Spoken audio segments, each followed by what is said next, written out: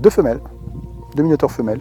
Ça fait partie des gros bousiers. C'est une espèce qui est abondante dans la lande. Après, ils vont dans les déjections des chevreuils, des sangliers, etc.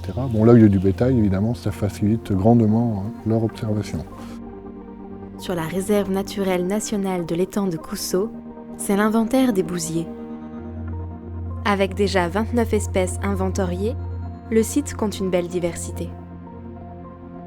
On se rend compte en faisant cet inventaire-là qu'on a une diversité qui est vraiment hyper importante par rapport à d'autres régions qui, elles, sont impactées par la présence de l'homme et de ses activités. C'est intéressant de voir dans un milieu vraiment naturel un aperçu de la faune locale de notre région, avec des espèces, dans certains cas qui sont endémiques de la région.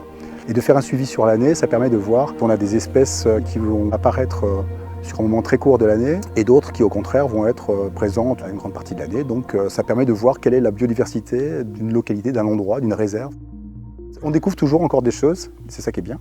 Donc il y a encore des espèces pour lesquelles l'écologie, la biologie n'est pas très connue. Ces coléoptères coprophages sont d'une importance cruciale dans nos écosystèmes.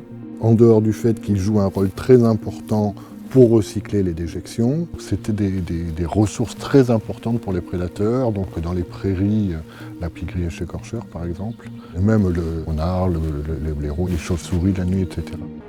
C'est dans cette démarche de préservation des espèces clés de voûte que la réserve naturelle nationale de l'étang de Cousso rejoint Rewilding Europe. Sélectionné parmi les 6 projets européens à bénéficier d'une aide financière par European Wildlife Comeback Fund, ce projet vise à réintroduire et suivre une population de Scarabeus laticolis, un insecte qui a disparu du site il y a plus de 60 ans. Piloté par l'ONG française Cepenso, membre du réseau européen de rewilding, le programme de lâcher devrait débuter au printemps et durer 3 ans.